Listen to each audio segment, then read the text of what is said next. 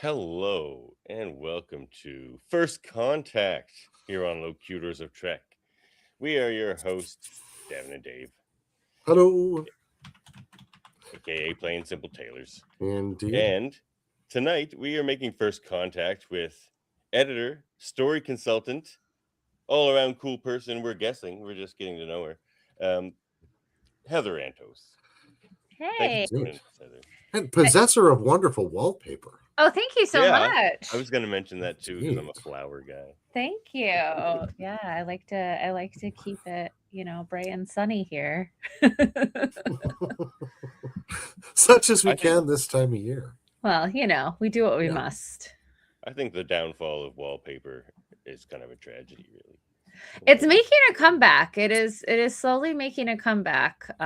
So and everyone who comes over, because everyone asks, like, oh my gosh, did you do it yourself? And I did. Wow. But I get a lot of people who are like, oh, okay, like I think I'm gonna do it. I think I'm gonna do it. So, and it's only on one wall too, which makes it a lot easier. I think if you're doing like a whole room, I couldn't do that. But one wall is nice. You remind me, actually, now that we're talking about it, when one of those pieces of life advice my parents tried to impart to me was the true test of a relationship is wallpapering together. If you can survive that, you can pretty much do anything. I don't know if you resonate with that, but certainly that was their plan after having wallpapered together. In a way, when I wallpapered our apartment, I was getting so frustrated doing it that Tyler, my fiance, was very astutely was like, I'm going to take the dogs and take them on a walk. So, he gave me my space, which I think was the correct. Dogs might not be helpful with wallpapering either. That's real empathy right there. But and that's that's what we're here to talk about specifically is wallpapering, right? Like that's why folks tune in. Pretty much, yeah. Yeah. Okay. Cool. Locutors is Latin for wallpaper. I knew it. Quod gaudium et utilis wallpaper. Wallpaper. Yes. Our band name is the Plain Simple Wallpaperers. Yes. But we have a lot of things we want to talk to you about. But on this show, there's one place we like to start. Indeed. And that is the space line.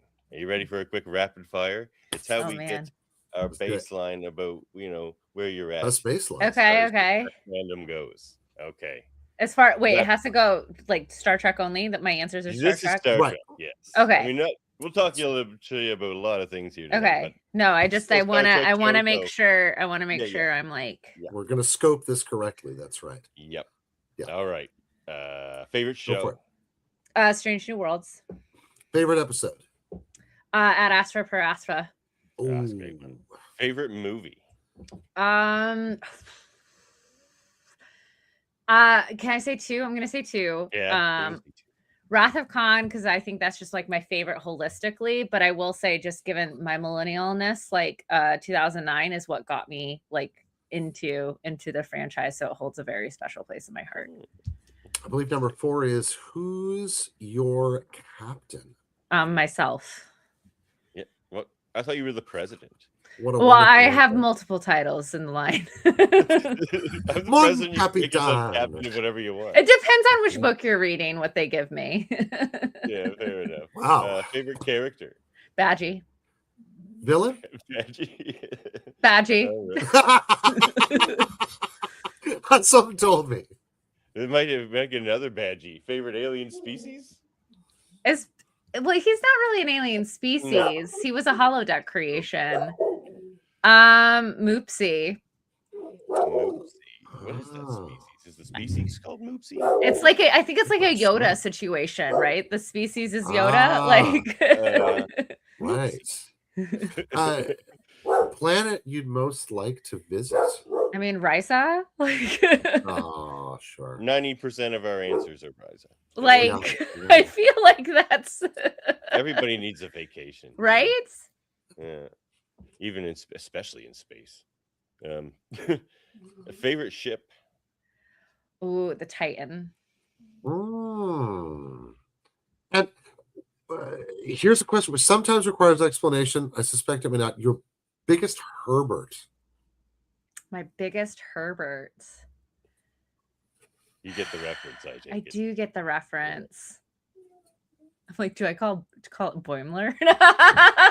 Boimler is like a self-described Herbert. Yeah, I That's feel like true. I have to, just with how much I do with Lower Decks. I I feel think that's my favorite answer that we. I feel like I have to go with Boimler. With Usually love, people though. reach for, like, some It's random with lieutenant. love. It's with so much love, but Oh, it's of course. Boimler. Bradward or William? Bradler. Yeah, Bradward. William. Yeah, for sure. William was a go-getter. You know, he got things done until he couldn't anymore. Very unfortunate. All right, well, that was the space line. Oh man. I love. Cheers. Now you got me. Thank you. Sad that Lower Decks is over, but you know, I'm so glad that Wow. it did get to continue in comic book form, though, because Yeah. it's so much true. the same. Oh, just I'm feels like Oh, so glad. I'm so glad you guys think so. Yeah, it's so fun. come on, it's Shaxxs' Ryan is North best is day. like one of my favorite writers, anyway. Yeah. Shaxxs' Best Day has to be one of my favorite issues of Star Trek comics. Oh, thank you. You know That's what's happened. You know what's so funny? Do you know the story behind that? How that No, came to but I be? want I wanna to. hear it. So it all started as like a joke. And because this was like early on in the Godshock, saga, Cisco back from the wormhole. Mhm. And it was myself, Jackson Lanzing, Colin Kelly, Christopher Cantwell, like all the writers, of that. And we were planning our big Day of Blood summer event. And we The dog's yelling at kids. that's okay. But I didn't know whose dog that was. we were trying to figure out, what characters are going to be where at what point in this crossover. And at this time, in Arc 2 of Star Trek, like Shaxxs became like the security officer on the ship. But at this time we were planning this event, we didn't know if we would have approval to use Shaxxs or not. And so we couldn't like actively include him in the plans for the event, just in case, Mike McMahon and Paramount came back and said, no, you can't use him. He's off the table, right? We didn't want him integral to the events of Day of Blood. So we would be like, oh, well, Cisco and Worf are headed up to defeat Kalis. And, Beverly and Rola Ren are off doing this. And Shaxxs is just off killing fascists, having his best day ever. And then, Lily and Talia are doing this. And then Shaxxs is over here having his best day ever. And then so-and-so. And that was how, like, all 3 days of planning this event. I love it. So it's almost a placeholder. It was 100% a placeholder. Oh, I love that. And then I was just like, what if we just did that though? Like, what if we just did Shaxxs like this? Just like, we can't do it in the actual Day of Blood comics because it would be way too violent and gratuitous, for Star Trek standards. But if we did it like comedically violent, cartoon violence, right? Shaxxs' best day. Like maybe we could get away with it. Like maybe we would be into it. They would let us do it. And so I like pitched it to Paramount and they were like, sure, why not? And then I got to call up Ryan North and ask like, hey, do you want to do just like 30 pages of just Shaxxs murdering fascists? And right. And then obviously like that did really well for us. We got nominated for the Eisner, like all that stuff. Indeed. And so when we were doing Lore War, I was then like, hey, what if we did his worst day? Got it right here. Yeah. So now my pitch, I'm waiting for an opportunity, but I want to do Shaxxs' most mediocre day or Shaxxs' I was going to ask you ever. how many more kinds of days Shaxxs can have. Yeah, I really just like want to have like a day where he's just, and it might be just like a 1-page short, right? Just where like he's just like waiting in line at the DMV.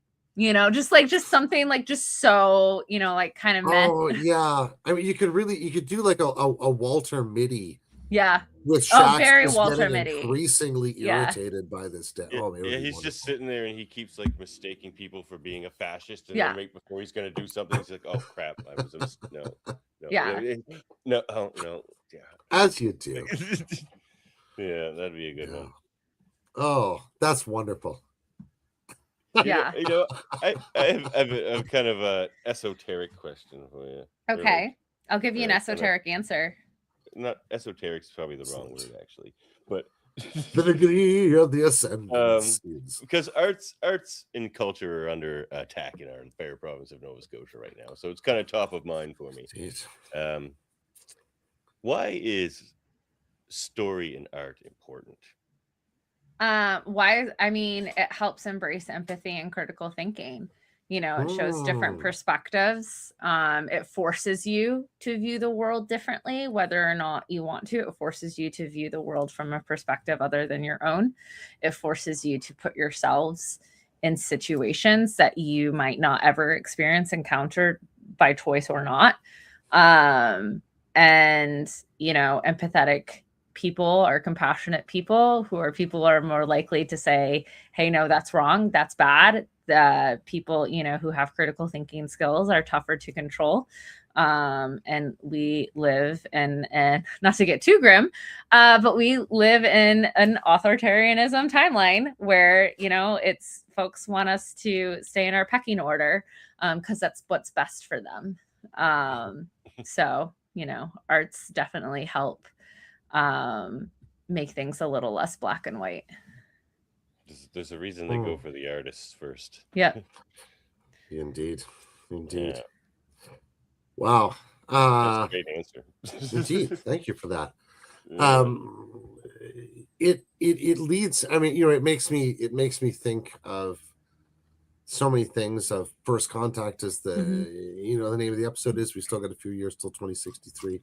But one of the things that makes me think of, since it's 2026 instead of 2024, is past tense. And to me, it's a quintessential DS9 story, but it's also a quintessential Star Trek story. And this is one of those things that I'm so curious about for so many people. And I think you, of perhaps almost any guest we've ever spoken with, have a uniquely experienced perspective to answer this question. Because just to broaden it over a second, right? You've written not just Star Trek, but Star Wars and one hobojillion other things in terms of editing and writing, and touched so many different, really beautifully established worlds. So what makes it a Star Trek story? Yeah, no, that's a great question, right? And I think, it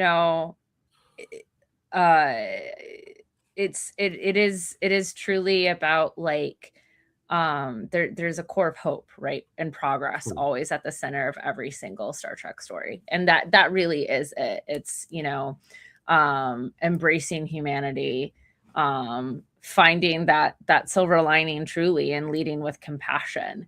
It's leading with compassion rather than competition. That's something I say a lot. Because if you just, I mean, you can get into the, like, oh, science fiction versus fantasy and like all of that stuff that, like, whatever, like, yes, Star Trek is, it is, how do I say this? It is a space franchise.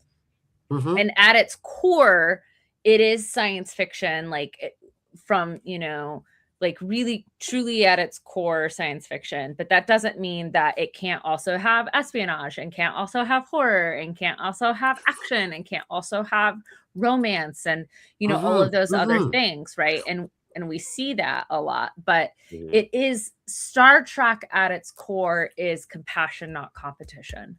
I like that. Well, and I guess that's really why I love to ask this question, is because you're so right in saying that the setting, or the kind of story, when you're telling a Star Trek story, can embrace, from Dixon Hill to the wonderful musical episode of Strange New Worlds, right? It's a pretty broad tent for genres of storytelling, but that begs the question, what exactly is Star Trek in that sense? Yeah, because it's not a genre. No. Right? It has valences or illusions or sort of shares domains with science fiction and space opera and political drama and all sorts of things, right? But it isn't exactly any of those. And that to Right. me is one of the things that's really fascinating about these massive this particular setting. But even if you want to reflect more widely in terms of how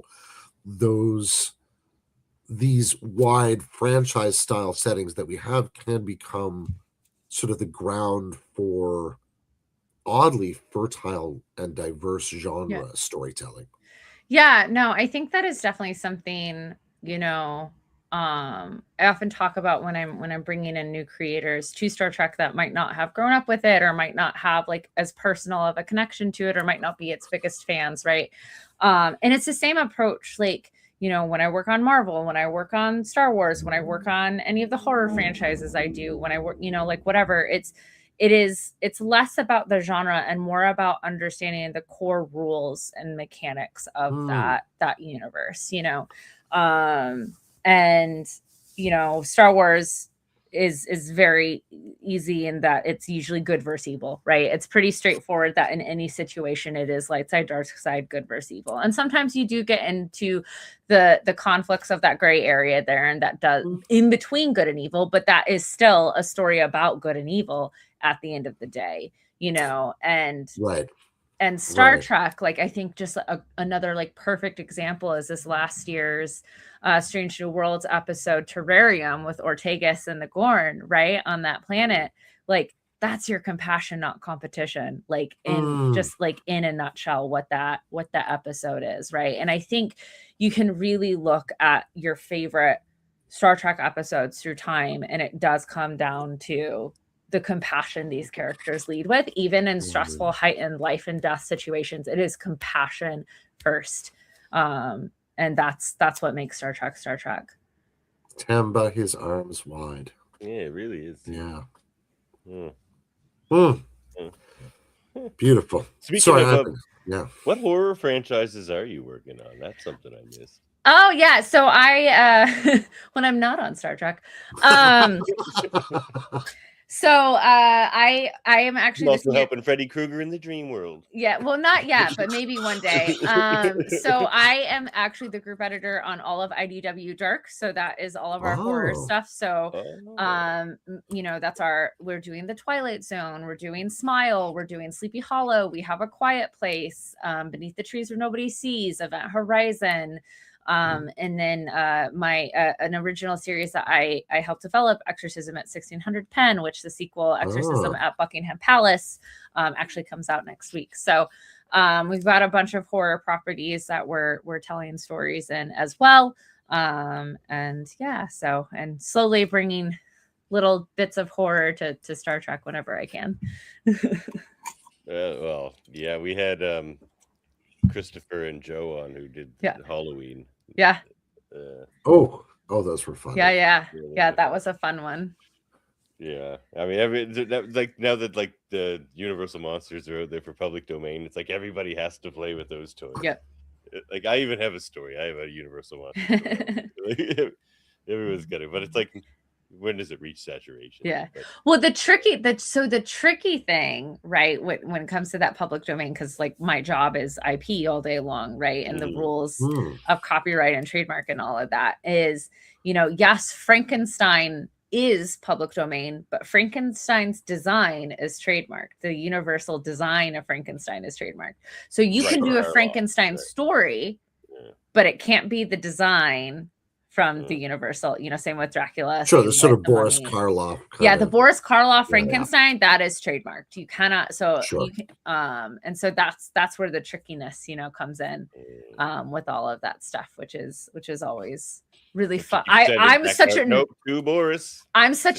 for that stuff. So like I get really excited about like, all of that weird nitty grittiness. I guess that's why I'm in the job that I have. But I mean, that's the history of the creation of intellectual property, right? Like how those borders are actually staked out. Yeah. You have one of the coolest jobs there is. Like, I'm not jealous of many people's jobs, but you have one of the best jobs. Well, I can also make it's still a job at the end of the day. I still have to It's deal with true. budgets. I still have to deal with deadlines. I still have to deal with other people. Like I still. In Star Trek, we definitely don't deal with other people. It's since you've got your hands on so many, what's a license or IP you haven't got to work on that you'd like to work on? I mean, like the two top dream ones for me are James Bond and Indiana Jones. Like those are the two like peak IPs for me. I was hoping, obviously, when I was at Marvel and doing a lot with Star Wars, and they acquired Fox, that would come to be. But again, that's one of those situations where those licensing and IP rights are so convoluted and messy that it just I've never hasn't. seen a 007 comic one. Has there been a license? There's been James Bond. Yes, there have been James Bond comics. Dynamite had it for a little bit. In like 2015 or something like that, but there haven't been in a while. So like who knows what might happen there. And then I mean, gosh, I just feel like Indiana Jones is like the perfect environment for comic book storytelling. It like drives me insane that there's not. But again, the movie adaptation comic book. Yeah. It's a fertile field, right? You can just have like endless adventures, Absolutely. But yes, historical stuff. Yeah. So those are like the two, like if I ever had a chance to like touch them even for like one page, it would be a super dream come true. But I've got to play with many toys, so I'm very grateful for getting to leave my marks where I have been able to. Here's a question. What's the coolest kind of penguin? The coolest kind of penguin? Probably the ones that live in Antarctica. It's quite cold there. That's most of them. Roasted for the fun. That's a good. I know. Usually I'm the fun guy, so I like getting roasted with my own medicine. Hoisted with your own petard. The blue fairy penguin though is my favorite because they're tiny and cute. Blue fairy penguin. Yeah, the blue fairy penguin. I'm gonna do some Googling. You need to Google it. They're tiny and adorable. I'm doing it right now. Yeah, and blue iridescent and they're wonderful. Yeah. They're so delightful. I have a soft spot for macaroni penguins too. Rock hoppers are probably my favorite. Yeah. So I'm really excited that you did your research. So kudos to you. Congratulations. But I just I'm going to Cape Town this year for the first time, and the penguins in Cape Town are like bodega cats. Like they're just like all over the place. So I'm like, I might smuggle one back. I don't know. We'll find out. Just find the dancing one because it's probably being ostracized by the rest of them anyway. Yeah. Have you found the blue fairy penguins? Aren't they adorable? I am like one of the best things. 60 images deep in blue fairy penguins, and oh my god, they are delightful. They're so cute. They're sassy looking. Yeah. All penguins are quite sassy. They do seem it. It's true. It's that water. Flinging themselves out of the water like that. Yeah. Standing and walking like a little Rory Calhoun. When I worked at Marvel, when I had because this was back when I had to commute to an office every day. But the Marvel offices were just a few blocks away from the Central Park Zoo. So like if I was having like a particularly stressful week, and the Central Park Zoo had penguins, so I would just go up to Central Park and then just like spend my lunch sitting an hour with the penguins. Oh my god. Honestly, like, one of the things that got me through the early part of the pandemic, because I was working in healthcare. And so everybody was at home. Well, thank you for your services. Well, Fred, I was driving through a ghost town to go to the hospital. Yeah. Right. So one of the things that did get me through was watching the penguins. The penguin cans. Going to visit the rest of the zoo. Yeah. And the penguins, because they're so social. Oh man, that really got me through. But speaking of Marvel, just tell us about Gwenpool. She's the greatest Marvel character that's ever been made ever. And so what's Because your she's one of us. Yeah. indeed. Yeah. But playing sort of my own terrible impression of Nardwuar. And what's your relationship to Gwenpool? I am credited as her co-parent, as I like to say. Christopher Hastings and I share co-parenting over Gwenpool. How did that come about? An accident, truthfully, as all good children are. So so the anagram of my son's name actually is one sly mix-up. Ooh. Anyway, do go on. So so purely it was just this serendipitous magical moment of just like, I don't know, like all the elements hitting the zeitgeist at the right time. In 2015 they announced the launch of a Spider-Gwen. We were doing, the spin-off of Spider-Verse, right? And Spider-Gwen with with Robbie Rodriguez and Jason Latour. Like, she just kind of like blew up and took off, and she was going to be getting her own series. And in order to help celebrate that, they wanted to do like Gwen mashup, Gwen Stacy mashup variant cover months to just help promote the Spider-Gwen book coming out. And so we would have Gwen Stacy as Wolverine, Gwen Stacy as Iron Man, Gwen Stacy as Deadpool, right? And so it was just this variant cover. It came out on Deadpool Secret Wars #2 in June.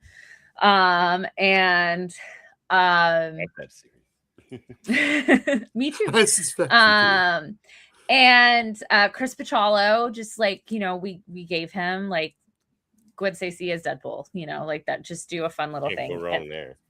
And so he came up with the design that, her final design was pretty close to it. We did adapt it a little bit, but this pink and white costume, girl on a pool floaty, drinking a little martini, and a dead Hydra agent, floating in the water next to her.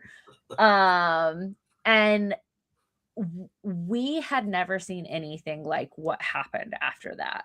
Because all of these covers got announced and came out all at once. You got your choice of Gwen as whomever. But Gwenpool in particular, like, if a comic book cover could go viral, went viral. People were doing fan art of her immediately. People were cosplaying her immediately. It went insane. And because Marvel is a capitalistic corporation like any other, they're like, we like money.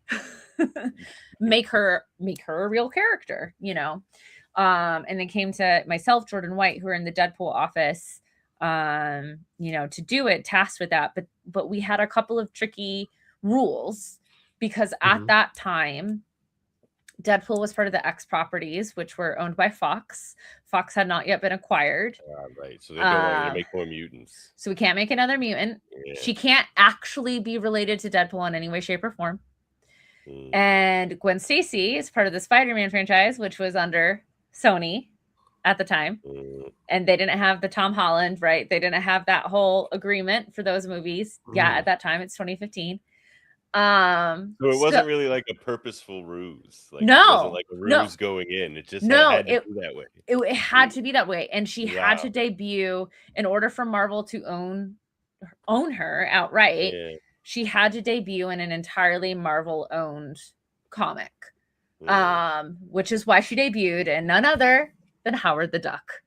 That's why they've already had that rights fight like 40 years ago. So. Yes, and so that's why she appeared as backup stories. We did 3 backup stories, and Chip Zdarsky and Joe Quinones' Howard the Duck series in October of that year.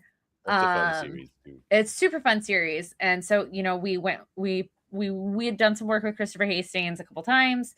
We met up with them, pitched them this idea, and that's where like we kind of all, came up with this idea. Like, the fans made her, like, let's make her a fan. Let's give her back, back to them. And so like the meta-ness of how she was creative became truly her narrative. And how could we manipulate that? And, you know, how can we break comics, you know, doing that and giving her a unique power source. But like her name is Gwendolyn Poole.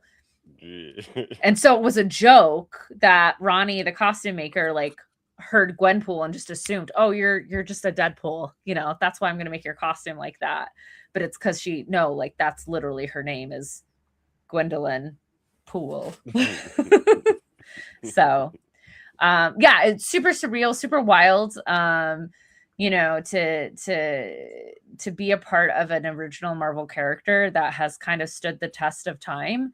You know, like that's what everyone kind of hopes, you know, when they go into this world, this field, and to like, you know, I felt like I made it when I was first shown the action figure sculpt of her when she was going to get the or not the Marvel series, that figure, Legends or whatever. Yeah, Marvel Legends figure, and they gave her the penguin backpack in that action figure.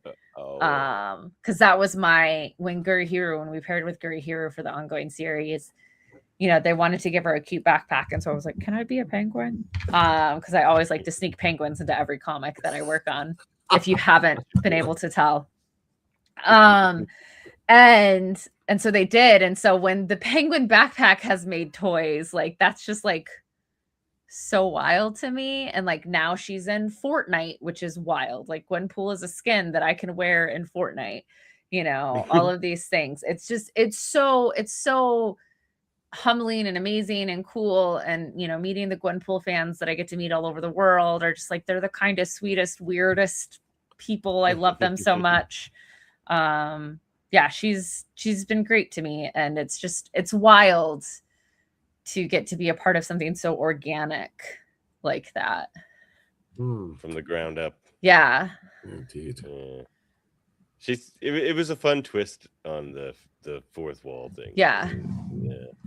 I see why it took off.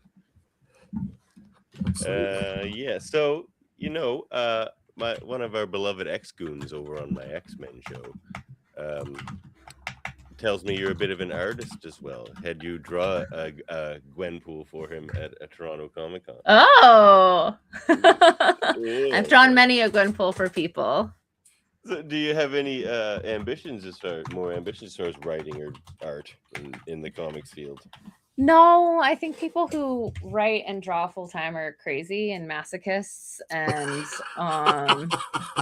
insane. I have mad respect for them. No, it truly, like, I love writing. I'm happy to do it if other people ask me to do it, but I don't want to pursue it, you know? It's a fun They're always busy, especially artists. They're always busy. Well, and like art for me is like, it's one of the few things, like it truly is a hobby for me. It's super fun to do. I like painting, I like drawing, I like, you know, doing all of that. And like, if people want to give me money for commissions, I'm not going to say no. I have a mortgage like anyone else.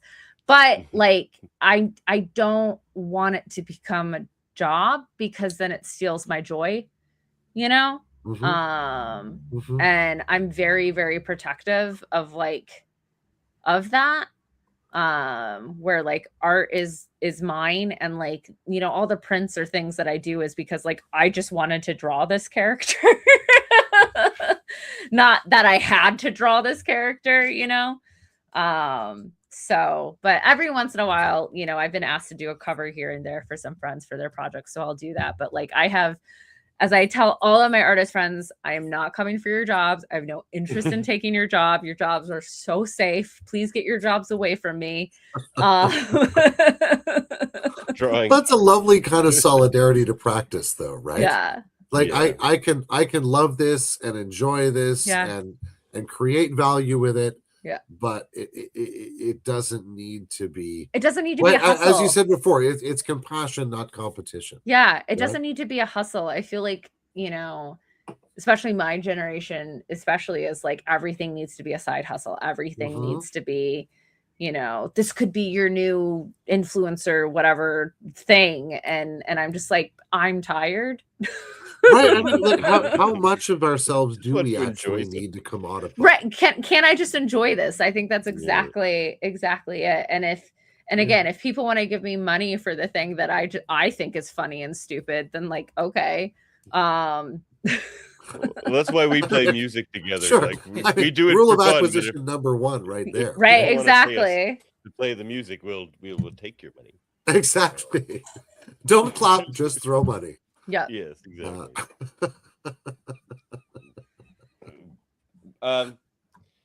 So I gotta say, it's the golden age of Trek comics. Is it not? Like it's like Cisco's my guy, right? Yeah. So as soon as Cisco came back, I was all in. I'm like, okay, well, Oh, here we thank go. you. It's going for a ride, and it just kept getting better and better and better and better. I'm like, oh my god, this is all in the head canon now.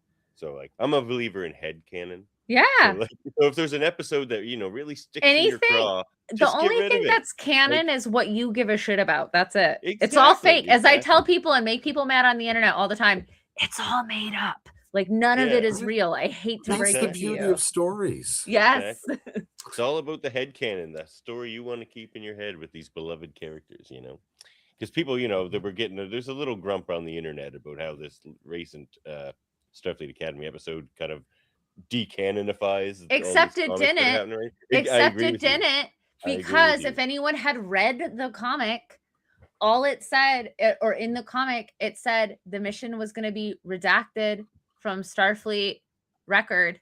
And also, why would a student in Starfleet Academy have access to redacted classified records? Why would that From happen? hundreds of years ago. From hundreds of years ago, Right. after the burn, by the way. After the burn. Yeah, I Yeah. agree with you. But so, Documentary evidence may be sparse. people who even think it does, just put what you want in your head canon. Like those comics are in my head canon. Everything straight up to like through to the I got to get caught up on like the lore war. But everything straight up through the Day of Blood was just like a masterpiece. Thank you man. so much. Thank you. It's honestly, working with Paramount has been like just like it's been truly great to work with people who are up for the crazy stuff I throw at them. Because no disrespect to the Trek comics that came before, I think there's definitely something for everyone in there, but like I wanted, they felt very Star Trek comics for the hardcore nerds only versus like for the comic fan, right? And I really wanted to treat like build a line, a story that could only exist in the comics, right? And had the same energy and impact that you're going to get in an Avengers comic or, in a Justice League comic or, things like that, where it feels that big and bombastic and, we're really going to do the stuff that you're never going to see on the TV shows because they're never going to do it. Yeah. For most of the life of previous Star Trek comics, they weren't allowed to do that because they weren't allowed to step on anything that could happen. Like for the old 90s DS9 comics, for example, those comics took place in like season 1 of DS9. Mm-hmm. So like the characters aren't even defined yet. They're not allowed to define the characters. Oh, trust me, I know. It's like I walked through that. I Well, walked through that path too, and a lot of it is truthfully, it's knowing how to work with the licensor, right? Like it is figuring out, because there's a lot of like my job is to take big swings and pitch scary ideas, have the licensor be like, oh no, is that too scary? And me go, no, it's okay, no one's gonna die. And but that's or if they do, they'll come back if you want them to. Well, no, I mean like no one in real life is gonna die, Sure. But I feel like in terms of comics in this respect, there's an analogy to be made with one of my favorite Star Trek properties, which is the animated series. Where we get to see Edosians and Aurelians and Kazinti and those weird fungus dudes and giant Spocks, and they were taking, again, as you say, really big swings in that, in terms of the allusions that had been made to what couldn't properly be presented on a screen in the 60s, let alone now, sometimes. And I do love that that's the spirit that you articulate coming into this, this is a place where you're not bound by those conventions of mere space and time in that respect, right? Yeah, and I mean, we still have to play in line with everything that's going on, and Uh-huh. and everything. Like I read all of the Picard scripts, years before, while they were filming. Same with Strange New World, same with Starfleet Academy. Like I read everything. I know things that you don't know, right? As I like to say, and to make sure that the stories that we do have impact, right? Feel like they matter, without stepping on any toes, and through doing that, right? The Cisco one was a little bit easier for us because we knew Benjamin Avery was never coming back, and so we didn't really need to worry about that. Like suddenly they're going to do a Cisco show. Like we knew that wasn't going to happen, and so that was kind of a quote unquote safer place to start. But like, How about you threw Worf in there and stuff, and he's well, that's but like all of that stuff was, I had read Picard season 3, so I knew what was going to happen. So with us using Crusher, with us using Worf, with us using Rolo Ren, with us using Data, with us using lore, all of this was with the roadmap ahead of us of Picard season 3, knowing where these characters are headed. And so how can we start to set that up here and make it feel like it matters, Yeah, like it felt like that to me. Like it just, I've never read Star Trek comics and had them like, it started with the Lower Decks ones, where they're just like watching an episode, but then these ones, the main series and the Defiance series and everything, it's just like reading or watching episodes that we never got to see. Have you read Red Shirts yet? No. I have a stack. I'm looking forward to it. Comic shop right now.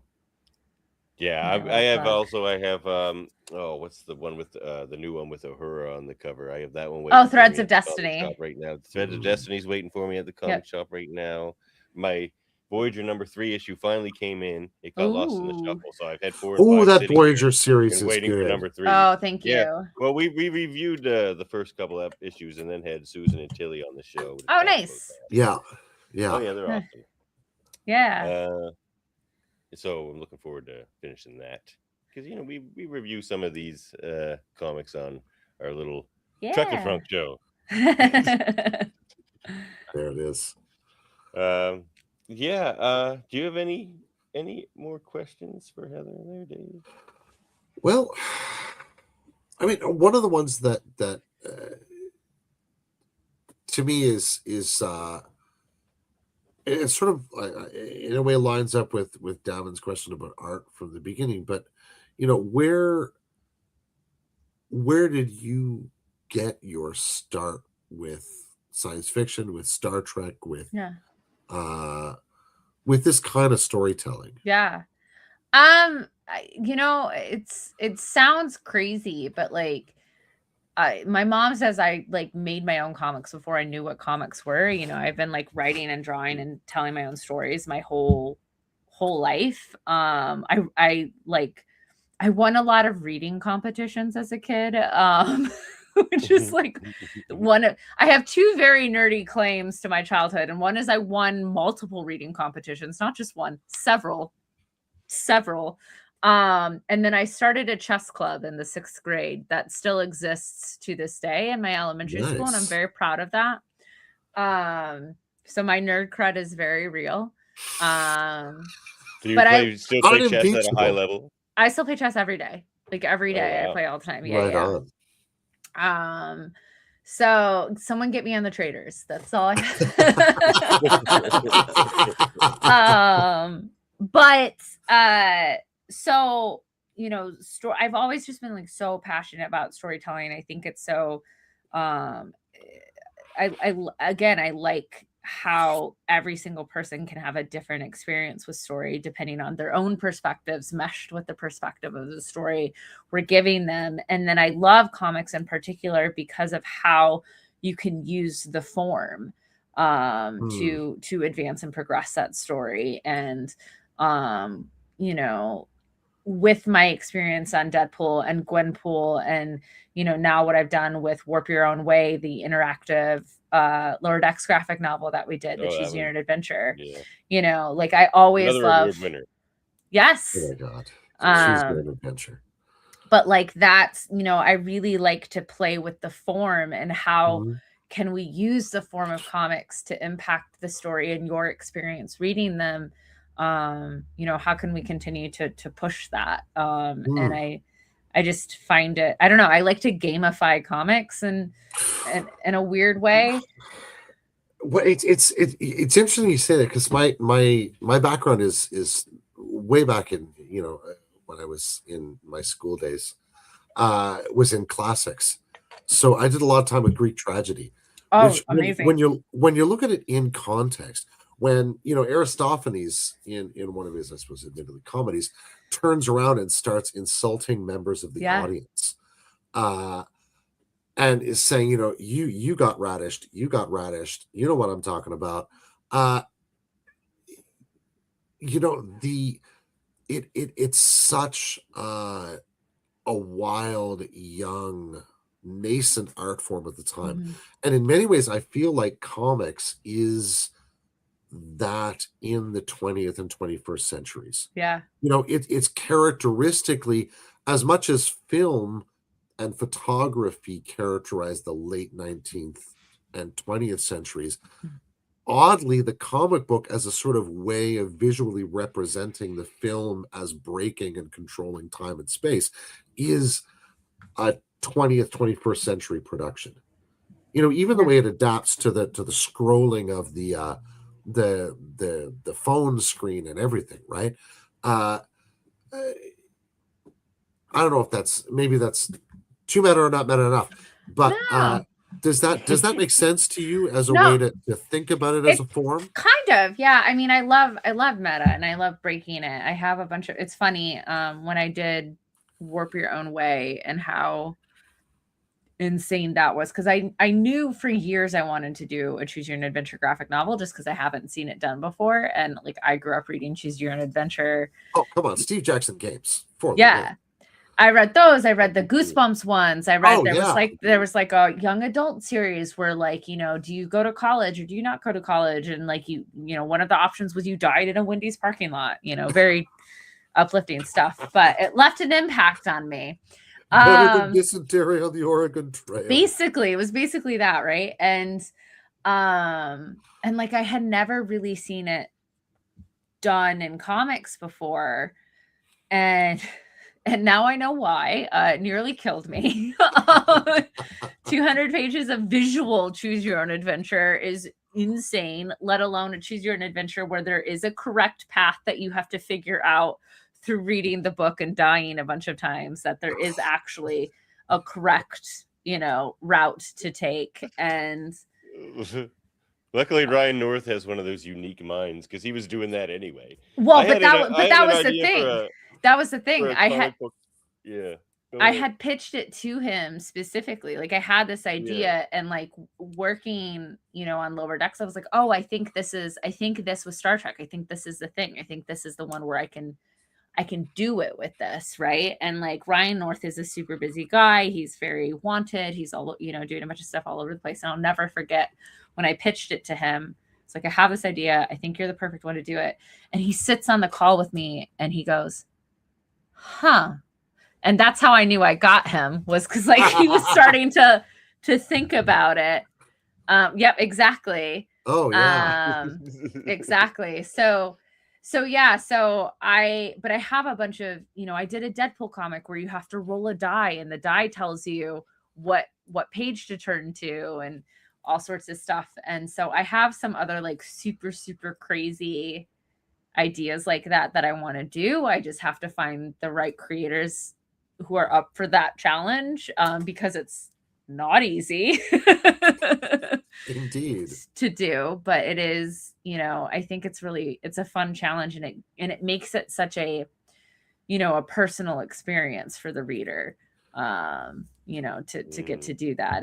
And I think, you know, all of our favorite stories and films and, you know, anything that we enjoy and consume in media, like it's our favorite because we connected to it in a personal way in some way, shape, or form. And sometimes that is the actual experience that it gives you. And I like trying to find different ways to do that. I mean, those Choose Your Own Adventures were so memorable. Like Yeah. everyone our age, we must be sort of the same age because I totally remember those two, and I remember the Goosebump ones when they came out. So the Goosebumps ones scarred me. They were so good. They're so good. Yeah, I know. Bring Choose Your Own Adventures back, man. I had an idea for a Choose Your Own Adventure comic like 15 years ago, and I went up to Ryan North. He actually signed this for me. I'm like, man, I had this idea first. He just goes, sorry, man. And then he signs it, and he just goes, choose your own adventure. Do it. Well, I was never going to do it. Well, I'm glad you did, Ryan North. That's what I told him. But yeah, they're fun. Because I just wanted to see, like you, I wanted to see them come back. Yeah.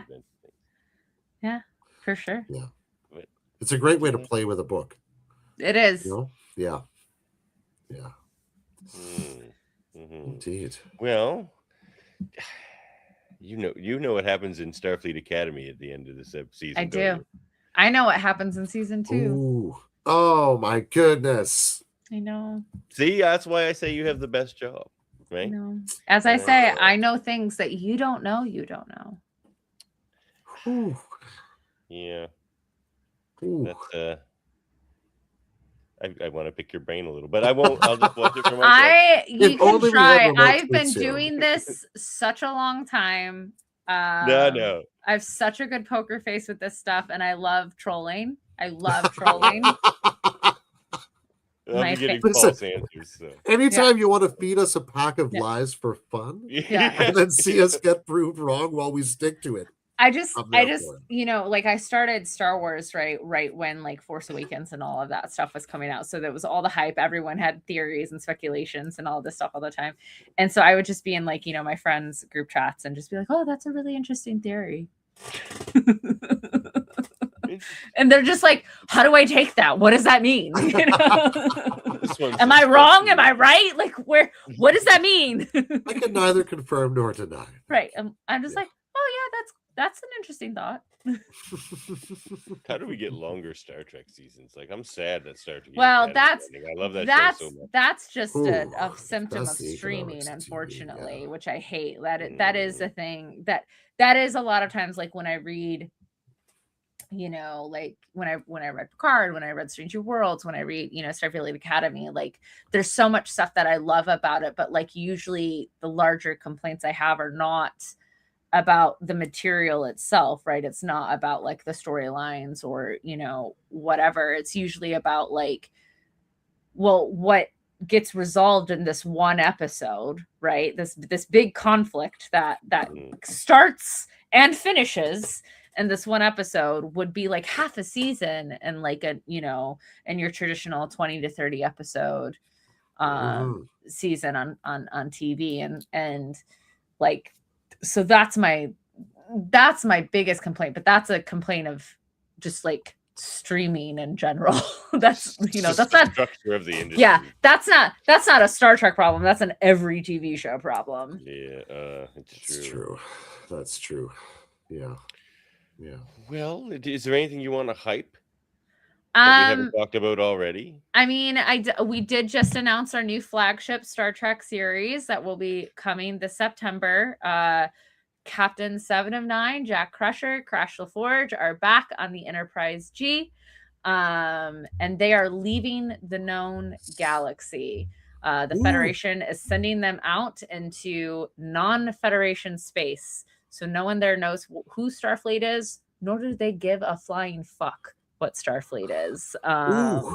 So we are. See why we need Heather Antos, everybody. They wouldn't make that legacy. See, no, that's very exciting. Yes, I've been doing a rewatch of Farscape lately. Oh, fun! And this has that sounds like it's got a feel of that, right? Yes. We're out here. There's nothing pre-established. Nothing. Yep. Ooh. Oh, that's exciting. Nothing. Yes. Yeah. So, and if you were a fan of Defiant or Red Shirts, which I know you haven't read yet, that's fine. You will Getting read there. it. You'll let me know. It'll show up on the But Trekle Trunk. but Christopher Cantwell, who wrote Defiant and They Have Blood, Mhm. is going to be writing this new flagship series. We're very excited about it. We're introducing a new artist, Dennis Maneri, who I'm very excited about on that team. And then we're also having a sister series, like we had Star Trek and Defiant previously. We're having Star Trek in a new series called 0 Point, written by That tie in a similar way. That ties in a very similar way. Right Written on. by Hugo and Nebula award-winning science fiction author Charlie Jane Anders. Very excited Right to on. bring her into this. And her ship is being captained by none other than Raffi Muscatar. Oh. So So you got Seven and Raffi captaining these two different ships, and eventually they'll have to work together and work out their bullshit that they'll have to work out. Yeah, very fun. Very fun. Yeah. Nice. I love both those characters. And wanted to see more of them because again, Well, Picard was too short. we're gonna give you lots more of them. So hope you check it out. Oh, Well, good. very much obliged. Yeah, seriously. Now Indeed. let's get comics back down to 49 cents an issue. Well, I can't do that. That is beyond my abilities, unfortunately. But my gosh. Let's get As a the gallon of president of the milk down to Federation, I 49 cents first. Let's just hope gas stays under 200 a barrel for now. On that cheerful note, thanks so much for joining us. This has been really delightful. Thanks for having me. This was so much fun. I'm glad. And everyone read Star Trek comics because they've never been better. Thank you. The golden age. Thank you. And you can find us on or email us at locutorsoftrek@gmail.com. Find us on YouTube and Facebook, wherever you get your podcasts. That's we are right. now part of the Swear to Pod network. We swear. And now there's only one thing left to say. Indeed. End transmission.